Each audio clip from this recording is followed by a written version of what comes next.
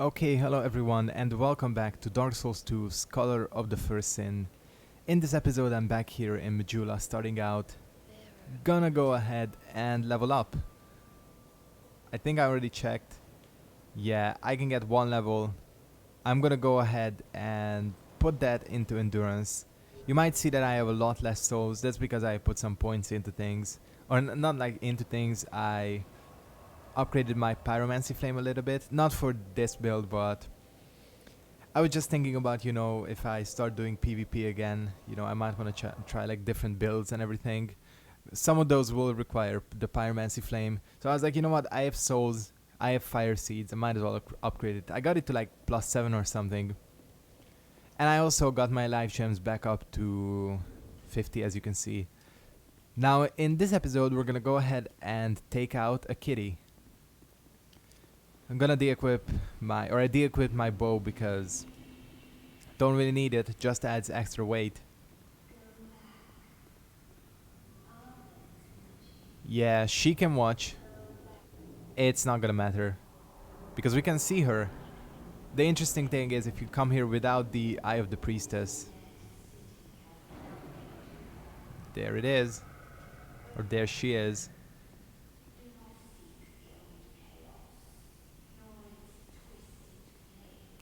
Yeah, we know. Now, this boss might be extremely difficult, or it's gonna go very smoothly. Okay, I'm dealing a shit ton of damage. But this is not an easy boss. She has like very strange attack patterns. Not even attack patterns, it's more like the hitboxes. Because she's so big, oftentimes, yeah, you have to run behind. Yeah, normally what you have to do is get behind her. Okay, she just like paused there for a sec. So yeah, you have to get behind her normally. Can't always do that. So yeah, her hitboxes are kind of fucked up. Mainly because sometimes you end up hitting like her. And like her like model ends up pushing you into her hitbox. And she deals a fuck ton of damage, as you can see. I'm in a bad position. Okay, thank fuck she decided not to do anything. Oh shit, that's not a good attack. It's kind of random. You don't know when it's gonna hit you or where it's gonna hit you.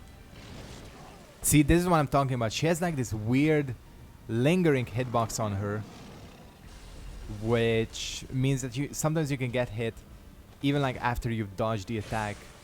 Oh, what? The Dark Drift is already... Fucking hell, the Dark Drift is weak as hell. Why can't I run? Because I ran out of stamina. Doesn't matter too much.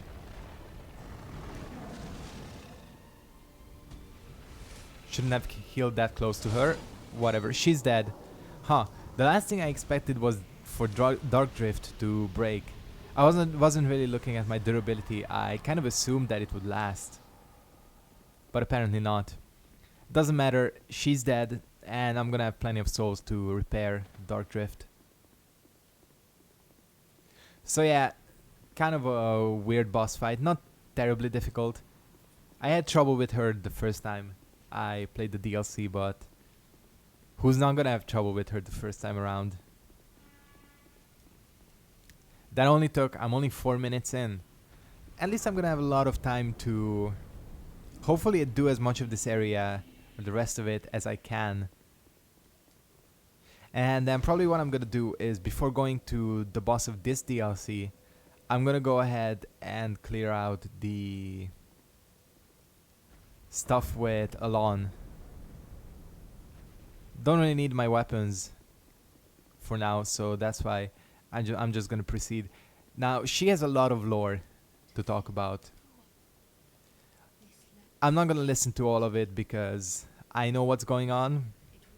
You can check out my other playthrough, my first playthrough of this DLC, where I do listen to what she has to say. But basically, she talks about the fact that they found the old chaos, and her lord, the Ivory King, ended up sacrificing himself in order to contain the old chaos. And she's actually a child of the dark, which means just like Nashandra, Elana, Nadalia, and everything, she's a fragment of Manus. And she talks about the um, Knights of Elium Lois as well. Basically, when you go down into this boss fight, for anyone who has not seen this before, it's kind of like a gauntlet. So you're gonna have a lot of enemies to face. Vessel shield, kind of shitty, honestly. And basically you can find, I think there's 3 knights scattered around Elium Lois. And you kind of have to like, quote unquote, rescue them. And then what's gonna be happening is they'll actually end up helping you in the boss fight. So that's what I'm gonna be doing in this episode. Gonna try to get as much done as I can because, well, tomorrow is the release of Metal Gear Solid 5, which is a game I'm really excited to do, and it is something I wanted to do on my channel. So that's definitely gonna be happening. And because I'm gonna be focusing a little bit on that game, episodes for this series might be a little bit slower. But still, this playthrough is nearly complete. We still have some of the more boring stuff to do, like killing Vendrick is kind of boring. And where do I want to go first? Probably the easiest one to get to is here in the inner wall. Like Vendrick is not that exciting. Getting the giant souls is fine. And then we basically have the 3 final bosses to fight. Actually, what I'm probably gonna do, maybe once I wrap up this DLC or something, is I'm gonna go ahead and find the Throne Defender and Watcher, just so that we don't have to deal with 3 bosses in a gauntlet at the end. Just to make it easier on myself. The Throne Watcher and Defender are not difficult at all. This section, on the other hand, is gonna be a little bit more challenging because the ice on those golems is gone. Basically what ends up happening is as soon as I kill one of these sorcerers, it's gonna activate the golem. The golem can be kind of a pain in the ass, to be honest with you. I'm gonna try luring it in here.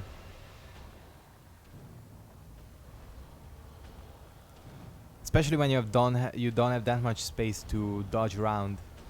That's when things become a bit more problematic.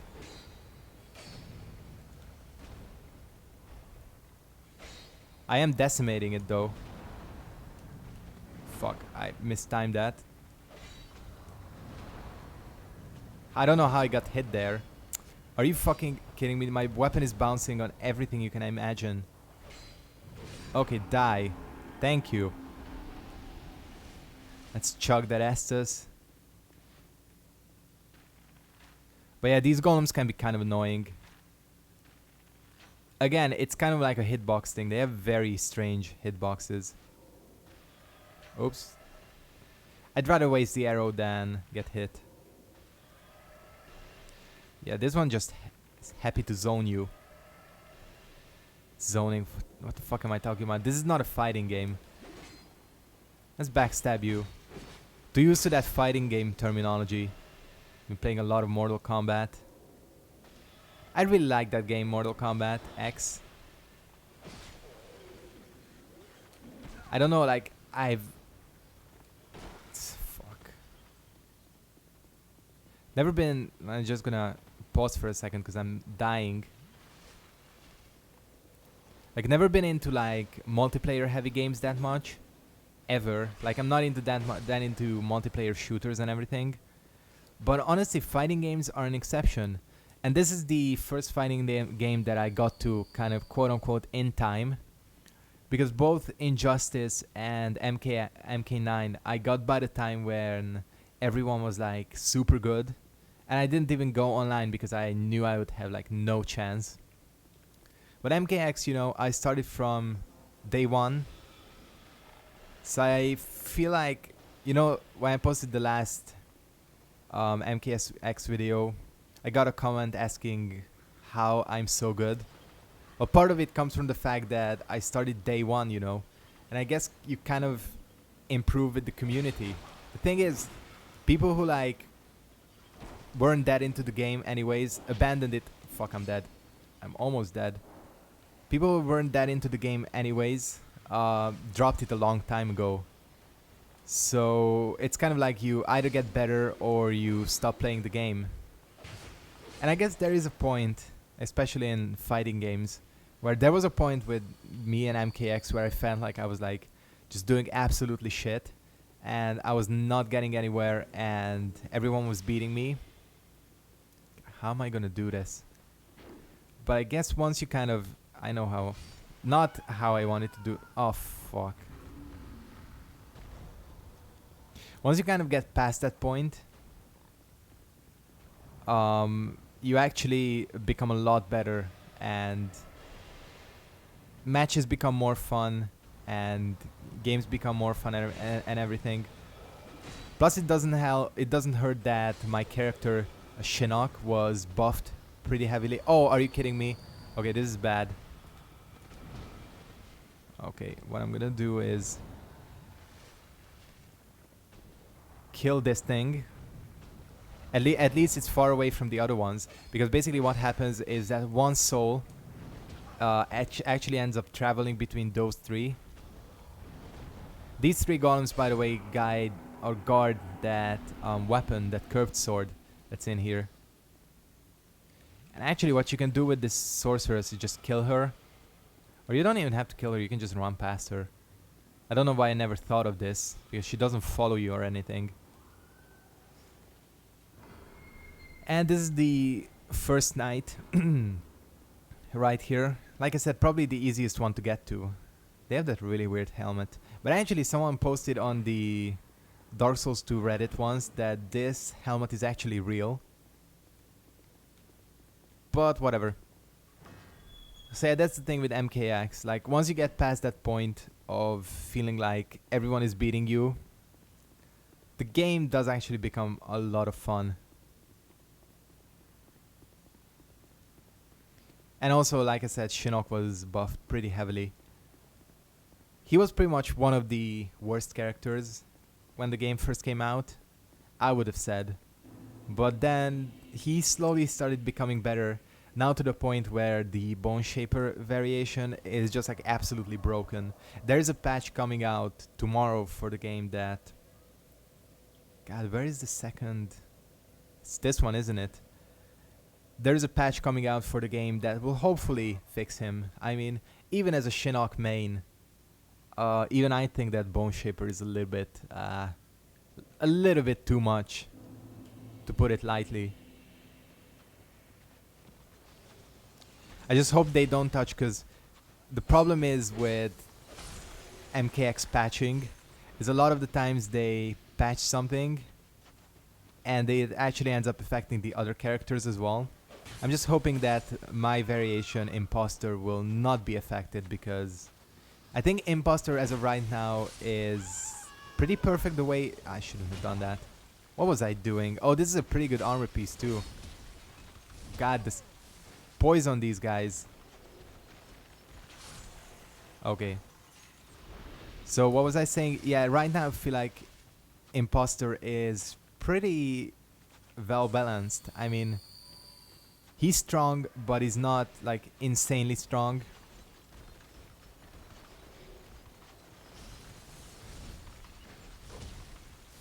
God, I gotta... Sorry if I'm not talking much now.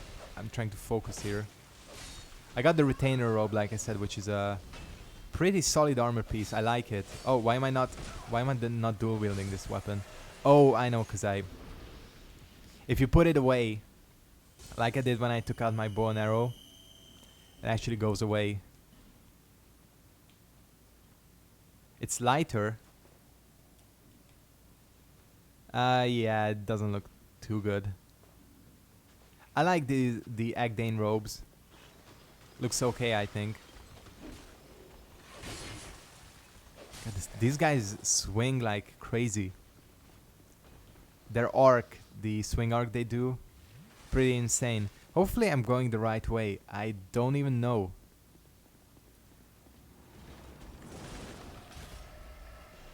Oh yeah, that guy is shooting at me now. What the hell?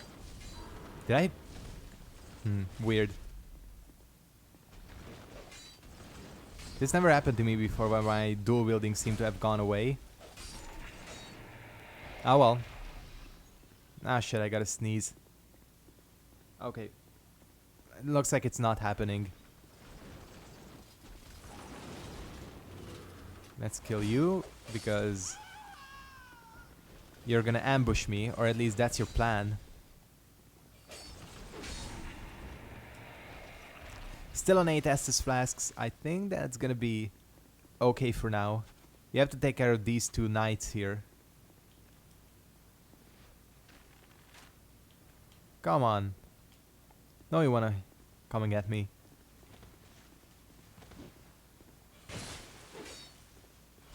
Ouch. I was out of stamina. Okay. That was a weird backstab, but I'll take a weird backstab. I don't mind. And I'm coming here just to check what's beyond that Ferris's Lockstone. I have a ton of Ferris's Lockstones, so... yeah, that's kind of an obvious ambush once you can see it. Basically, they're trying to lure you into getting that treasure chest and have this guy fire the crossbow on you, which can actually kill you, I think, in one shot. Thank you. What did you drop? Knight gauntlets. It's kind of shit.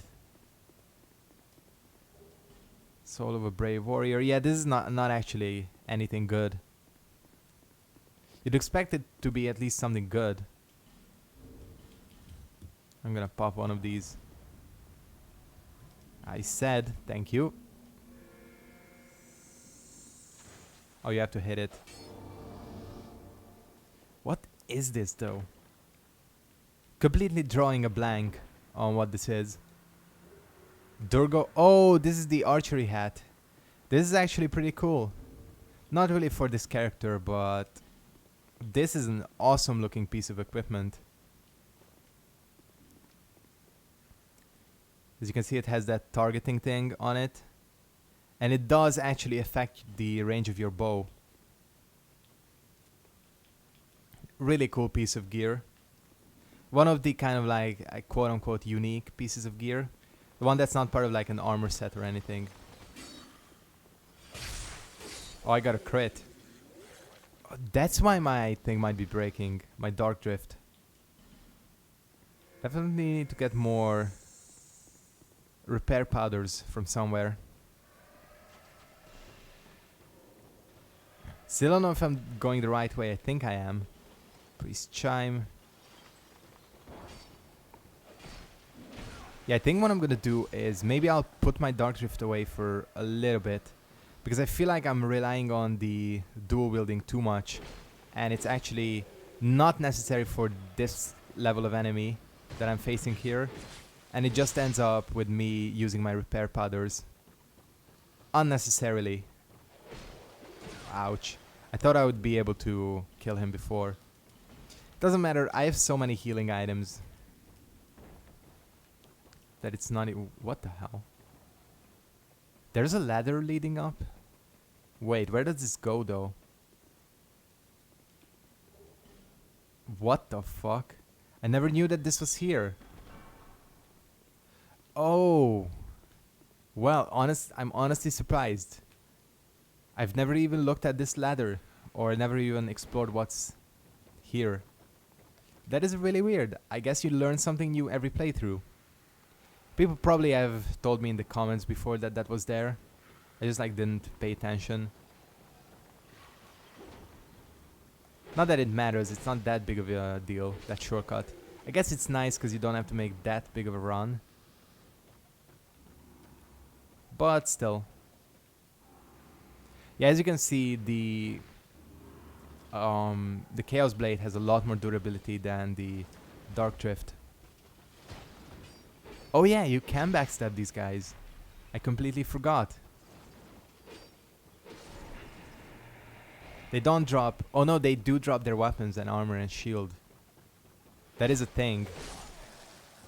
I keep getting hit. Unnecessarily. Ring of Resistance.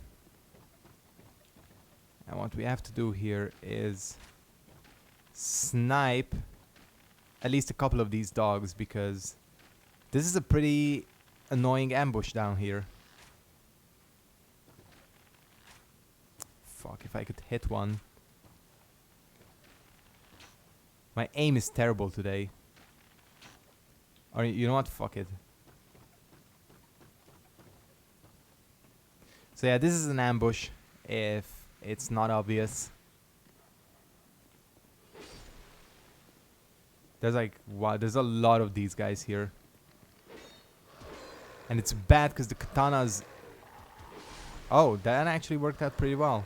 I was gonna say the katana sometimes whiffs on these like smaller enemies like the dogs, the rats and things like that.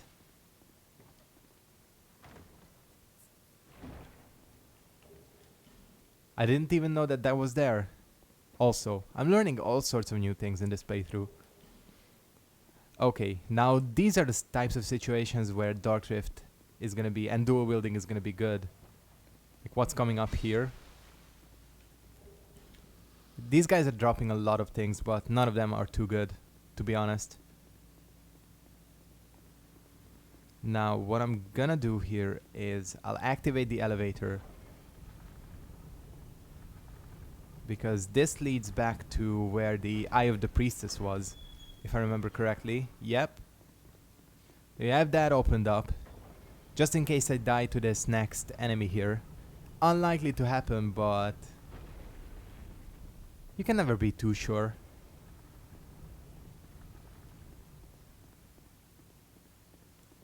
Yep. Castaway Witch Donna. A pretty annoying NPC, and I just hit my mic. She's annoying because she only uses sorcery, and what she actually ends up doing is she'll constantly back away because there is one of those like golems behind her, and what she's trying to do is lure you into aggroing that golem.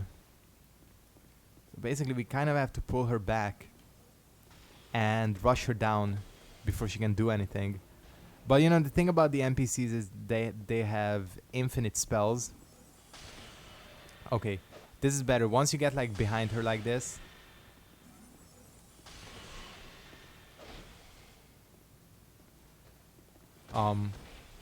If you're just gonna let me backstab you, then fine.